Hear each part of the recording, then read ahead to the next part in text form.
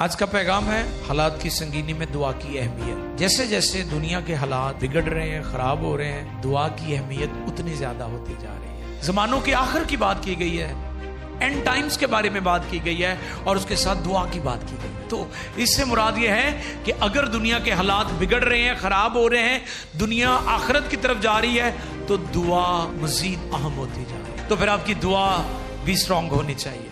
आज का पैगाम हालात और वाक़यात की रोशनी में दुआ की अहमियत पर हम बात करेंगे,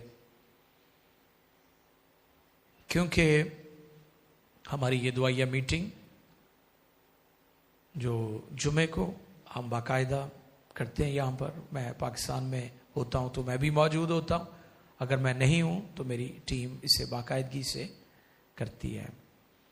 और ये हमारा बोझ है, ये हमारा पैशन है, ये हमारी फिक्र है कि हम चर्च को, ईमानदारों को दुआ की तहरीक दें, उन्हें उभारें। ज्यादा वक्त खुदा के कदमों में बैठने की आदत लोगों को पड़नी चाहिए। दुआ तो हम करते हैं घरों में भी, चर्चेस में भी, कलीसियाओं में भी, लेकिन वो हम थोड़े वक्त के लिए करते हैं। लेकिन इस खास मीटिंग का जो मकसद है वो आपको ज्यादा वक्त दुआ के लिए उभारना है कि आप खुदा के कदमों में घंटों घंटे गुजारें। आमीन। आज का पैगाम है हालात की संगीनी में दुआ की अहमियत। जैसे जैसे दुनिया के हालात बिगड़ रहे हैं, खराब हो रहे हैं, दुआ की अहमियत उतनी ज्यादा होती जा रही है।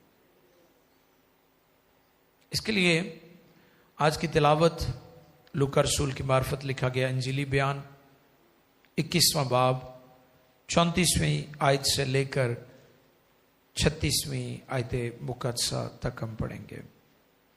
The gospel of Luke chapter 21 versus 34 to 36। और देखें मुकद्दस कलाम में से हालात की संगीनी, बिगड़ते हालात और दुआ की अहमियत पर हम बात करेंगे। सुनिए मुकद्दस कलाम में क्या लिखा है।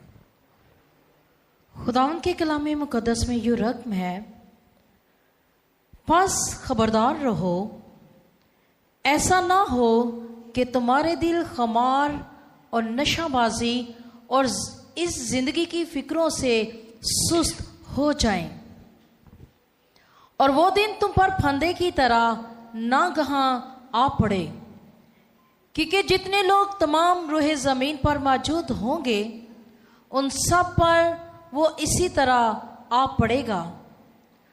बस हर वक्त जागते और दुआ करते रहो ताकि तुमको इन सब होने वाली बातों से बचने और इब्ने आदम के हुजूर खड़े होने का मकदूर हो। मुकद्दस कलाम के पढ़े, सुने, समझे और कबूल किए जाने पर खुदा उनकी इलाही बरकत। सब कहें आमीन। जो तिलावत आपकी खिदमत में अभी पढ़ी गई है, आपने सुना है, उसका जो मतन है, उसकी रीडिंग से ही हमें पैगाम की समझ आ रही है कि इस जगह पर खुदा यीशु मसीह शागिर्दों को और आज की कलीसिया को क्या पैगाम दे रहे हैं। अजीजों, हम जानते हैं कि दुनिया के हालात बद से बदतर हो रहे हैं। जंगो जदल, खौफो हैरास और बेयकीनी की फिजा। पिछले दिनों जो सरमायादार है उनकी दौड़ मैं मीडिया पर देख रहा था कि वो दुनिया को गोल्ड और सिल्वर की तरफ लेकर जा रहे थे। फिर चंद ही दिनों में पता चला कि वो भी क्लैप्स हो गया। यानी दुनिया की जो हालत है वो नापायदार है, शेकिंग पोजीशन में रहती दुनिया को जुम्बश है, लेकिन हमारा खुदा कादर मुतलिक है, उसे कभी जुम्बश नहीं है। ये दुनिया नापायदार है, इसके हालात, इसकी इकॉनमी, दुनिया के बादशाह, वो सुपर पावर्स हो या दुनिया के आम ममालिक हो, वो कभी भी शेक हो सकते हैं। तो इन सारे हालात में ये पैगाम जो है ये बड़ा खास है, क्योंकि ये पैगाम हमें, ये मैसेज हमें दिया जा रहा है कि हमने इन हालात में ज्यादा दुआ करनी है, वरना यहां पर लफ्ज खुमार का जिक्र है। खुमार समझते हैं? हाँ जी, खुमार चढ़ा हुआ है जी, इसे दौलत का खुमार है, इसे ओहदे का खुमार है, इसे अपनी पोजीशन का खुमार है, और आगे नशे का भी जिक्र है। और अब एक नशा नहीं है, पहले तो सी ना भी चलो शराब नू ही लोकी नशा कहते सी, उन शराब तो भी बड़ियां बलावां आ गई ना, और बड़ा मॉडर्न नशा आ चुका है। जैसी मॉडर्न दुनिया है, मॉडर्न मम्मी डैडी बच्चे हैं, वैसे मॉडर्न नशे भी आ गए। स्कूलों में, कॉलेजेस में आइस और बहुत कुछ। और अब देखें कि लोग कैसे कैसे और अजीबोगरीब नशे कर रहे हैं, और सबसे ज्यादा यूथ इसकी जद में है।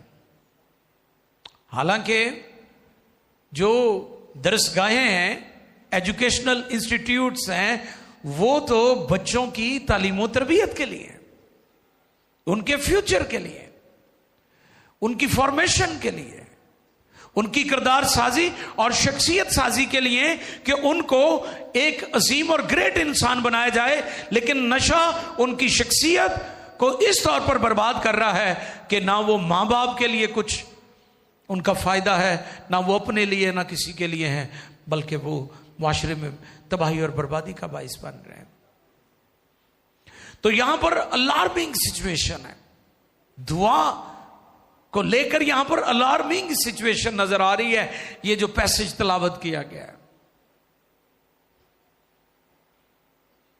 यहां पर जो मेरे सामने बात थी, वो दिन, एक लफ्ज पर जरा गौर कीजिए। 34वीं आयत में लिखा है, इस जिंदगी की फिक्रों से सुस्त हो जाएं और वो दिन तुम पर फंदे की तरह। वो दिन, इसकी तरफ थोड़ी सी तवज्जो आपकी चाहिए। वो दिन, कौन सा दिन?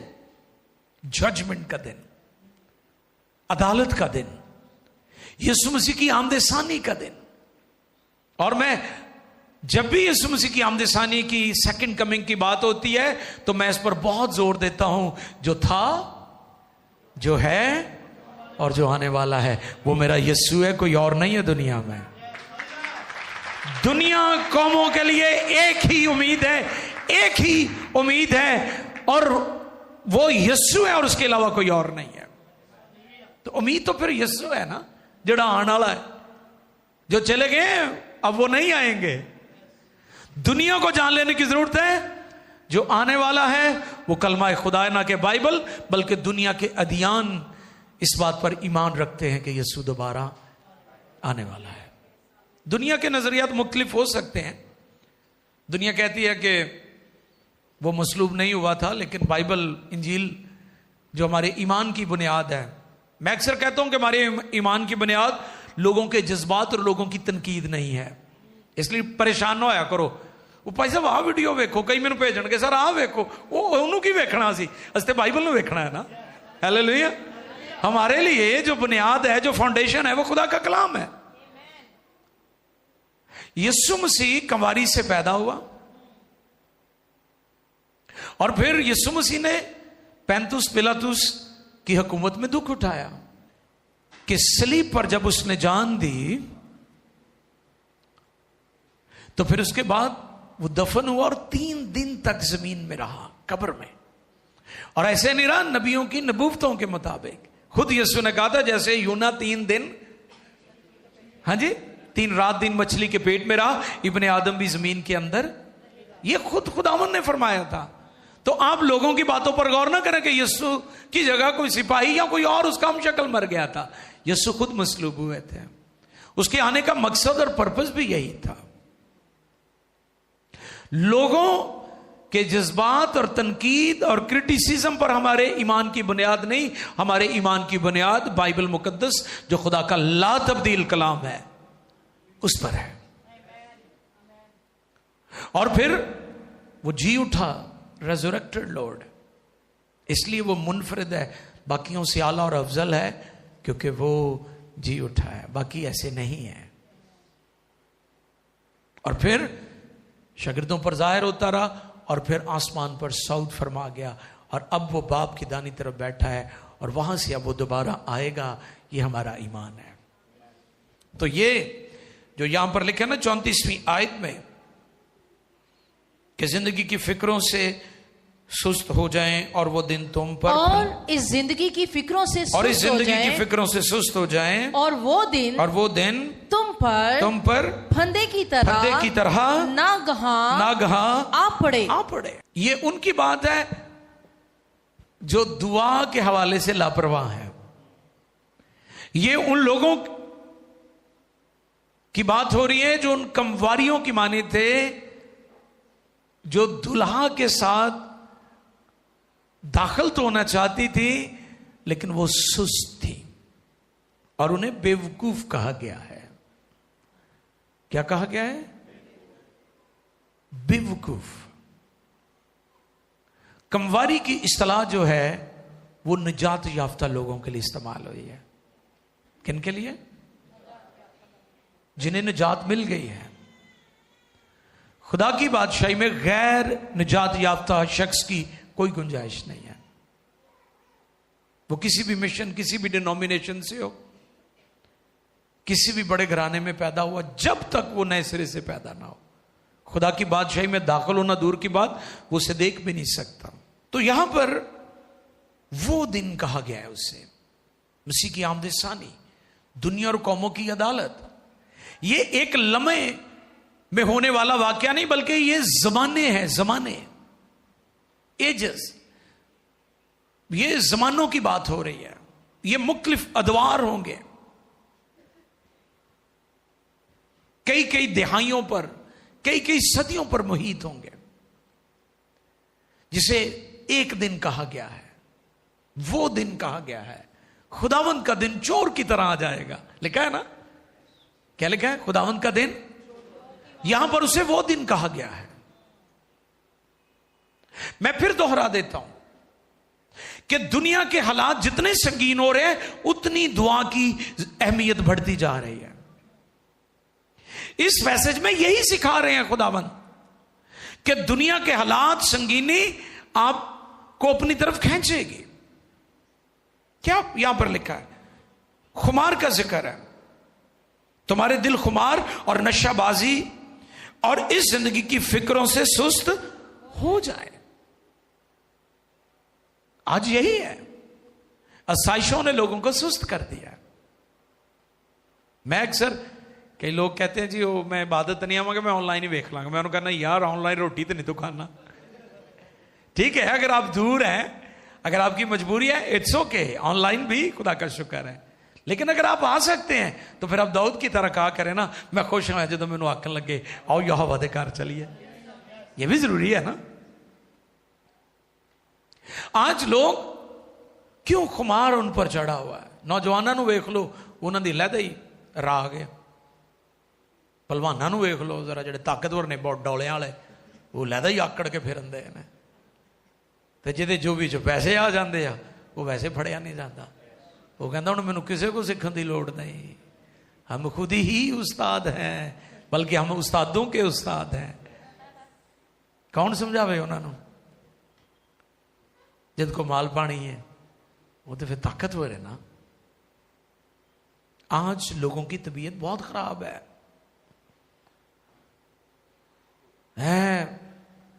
कुछ छोटी जी सरफराजी है तो पढ़े नहीं जाते, किसी ओहदे पर चले जाएं, कोई डिग्री ले लें, वीजा ला के जाए, वो ही नहीं पढ़े जाते।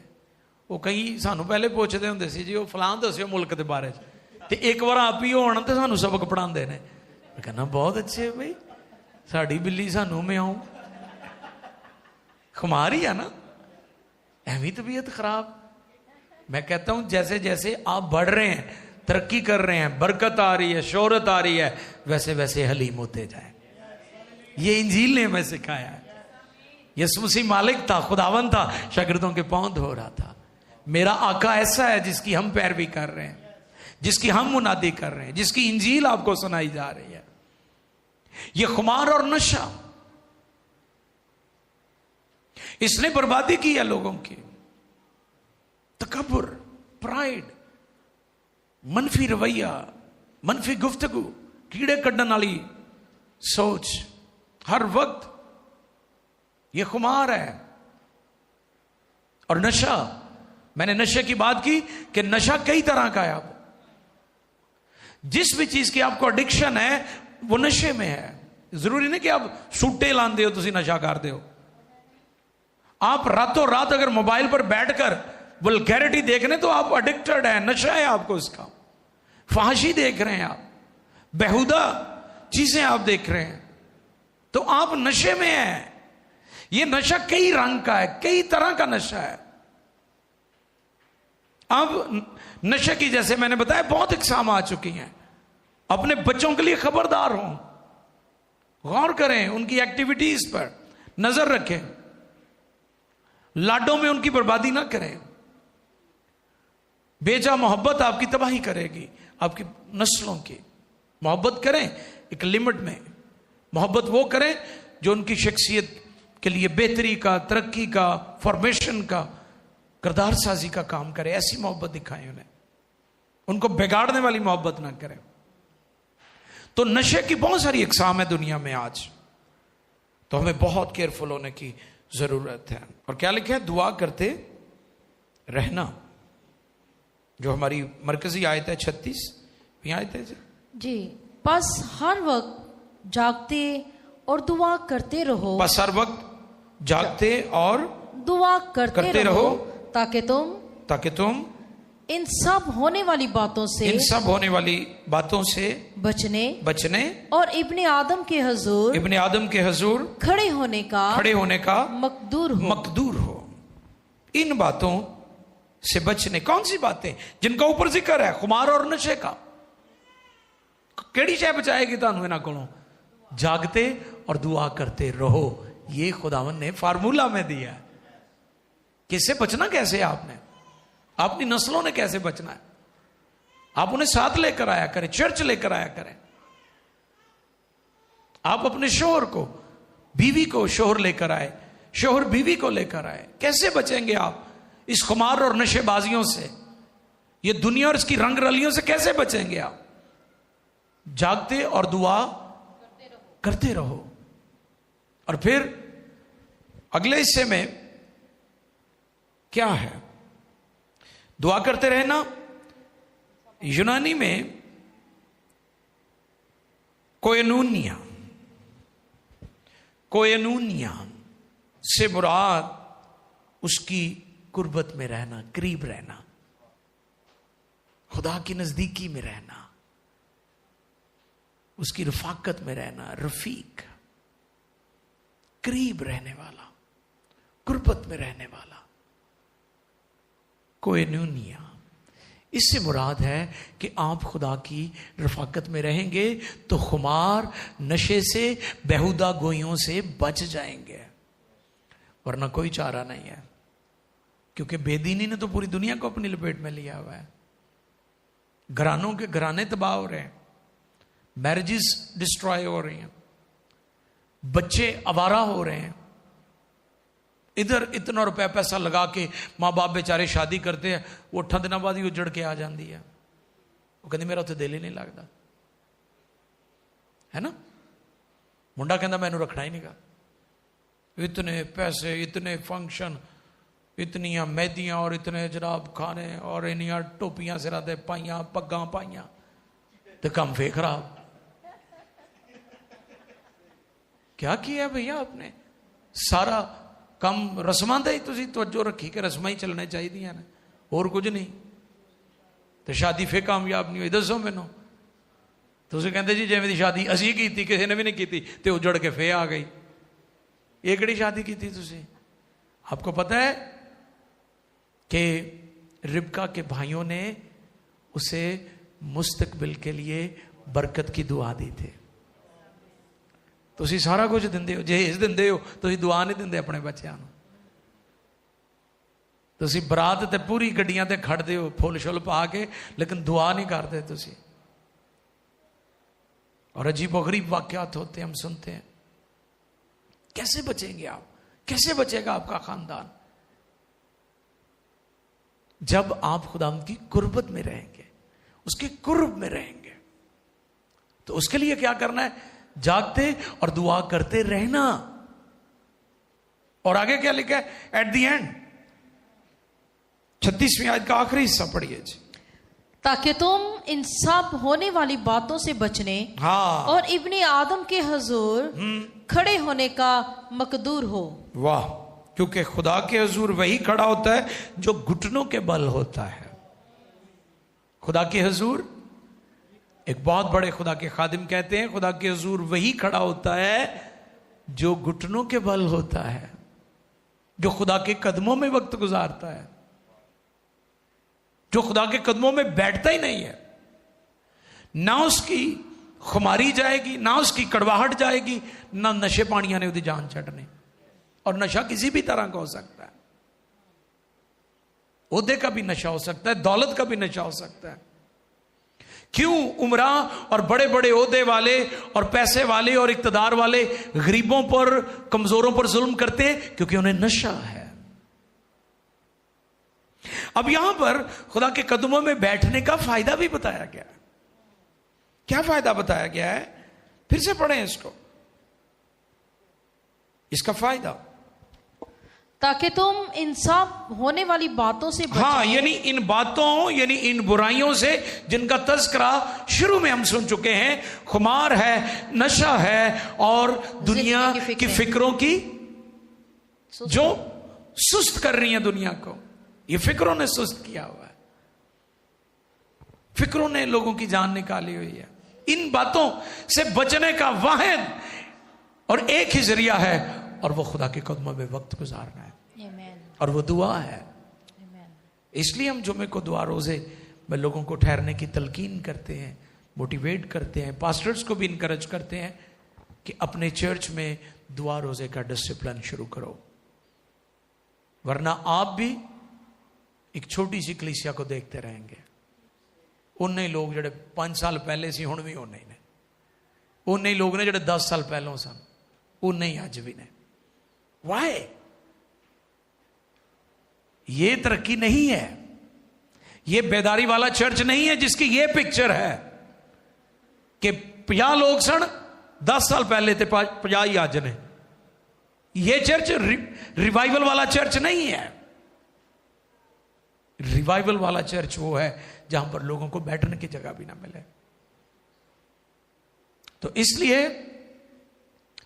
वो ईमानदार या कलीसियाएं जो दुआ रोजे के डिसिप्लिन में से गुजरते हैं, वो अजीब और हैरान कुन कामों को एक्सपीरियंस करते हैं। तो इसलिए यहां पर इसका फायदा भी बताया गया कि अगर हम उसके कदमों में बैठेंगे, दुआ करते और जागते रहेंगे, तो फिर हम इब्ने आदम के हुजूर खड़े होने का मकदूर हो। फिर हमें ये एजाज मिलेगा, इस्तेकाक हासिल होगा कि हम उसके हुजूर खड़े होंगे। इससे मुराद हम शर्मिंदा नहीं होंगे। जिवें वो बेवकूफ कंवारियां बाज खड़कांदियां रही ने, ऐ खुदावंद हमारे लिए खोला है, खुदावंद हमारे, उसे खुदावंद कह रही हैं। इसका मतलब उन्हें निजात मिली थी, लेकिन थी बेवकूफ, वक्त जाया करने वाली, रुल्कुस का तेल जाया करने वाली। आज बेशुमार लोगों को रुल्कुस मिला है, लेकिन वो उसकी बेकदरी कर रहे हैं। कई साल गुजर गए, गैर जुबानों में दुआ ही नहीं की। ऐसे भी लोग हैं। मैं अक्सर पूछता हूं कि आप गैर जुबानों में दुआ करते हैं? वो जी बड़ी पहले करते सा, कि रुल्कुस हूं नहीं एक काम कर सकता है। तो इसलिए आज ये बड़ा जरूरी है। एक और हवाला हम देखते हैं, पतरस का पहला खत, 1 पीटर, पतरस का लिखा गया पहला खत, 4 बाब 7वीं आयत।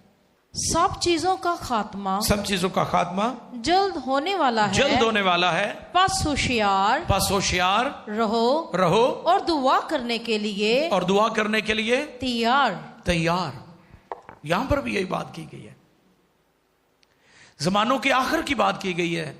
एंड टाइम्स के बारे में बात की गई है और उसके साथ दुआ की बात की गई है।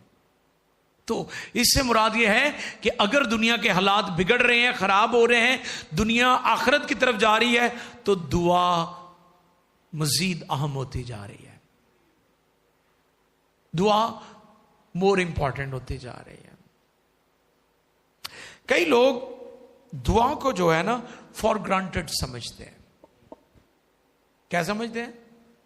जो मर्जी शुरू कर लो तो जो मर्जी खत्म कर लो, जो मर्जी गिर जाए चले जाओ, जो मर्जी गिर ले जाना बंद कर दो। नो, फॉर ग्रांटेड नहीं है ये कि जो ਤੁਹਾਡਾ दिल करे तुम करो। घर की खेती कि मैं आपे शुरू की थी आपे खत्म कर देते। नो, यहां पर जो हमें तालीम दी गई लिखा वो सब चीजों का खात्मा जल्द होने वाला है, बस होशियार रहो और दुआ के लिए तैयार। कि अगर दुनिया के हालात खराब हो रहे हैं, दुनिया एंड टाइम्स की तरफ जा रही है, आखिर जमाना है, तो फिर आपकी दुआ भी स्ट्रांग होनी चाहिए। दुनिया में आज कितनी जंगोजदल है, आप देखें मिडल ईस्ट में आए दिन कोई ना कोई प्रॉब्लम हमें नजर आती है। पाकिस्तान इंडिया के हालात यकदम खराब हो जाते हैं। पूरी दुनिया में आप देखें, चाइना को देखें, रशिया को देखें, कैसे दुनिया में सियासत का खेल खेला जा रहा है। और आपको पता है अब दुनिया सुपर पावर्स और ताकतवर ममालिक के पास एटॉमिक एनर्जी और फिर हथियार और एटम बॉम्ब। अब ये लंबी लड़ाइयां नहीं होंगी कि जी कई महीने और या साल जंगों को लग जाते थे, अब मिनटों और सेकंड्स की बात होगी। तो इसलिए इंजील बाइबल हमें यह सिखाती है कि हमने अपनी आंखें खोलकर रखनी है, होशियार रहना है, बेदार रहना है। और आज हमने यह सीखा है कि हालात संगीन तर होते जा रहे हैं, हमारी दुआ स्ट्रांग होनी चाहिए, क्योंकि दुनिया और उसकी फिक्रों से हम दुनिया के खुमार और दुनिया के नशे पानियों से हमें दुआई बचा सकती कोई और वे नहीं है, जो आज के पैगाम में है। और यही बात खुदा ने अपने शागिर्दों को भी सिखाई और यही बात फिर रसूलों ने ईमानदारों को, कलीसिया को, आने वाले चर्चेस को भी सिखाई। और यही पैगाम आज मेरे लिए और आपके लिए भी है। मैं चाहूंगा कि दोबारा उसी हवाले को पढ़ दिया जाए और फिर हम दुआ में झुकेंगे। लूका बस खबरदार रहो, ऐसा ना हो कि तुम्हारे दिल खुमार और नशाबाजी और इस जिंदगी की फिक्रों से सुस्त हो जाएं और वो दिन तुम पर फंदे की तरह ना कहां आ पड़े, क्योंकि जितने लोग तमाम रूहे जमीन पर मौजूद होंगे उन सब पर वो इसी तरह आ पड़ेगा। बस हर वक्त जागते और दुआ करते रहो ताकि तुमको इन सब होने वाली बातों से बचने और इब्ने आदम के हुजूर खड़े होने का मकदूर हो।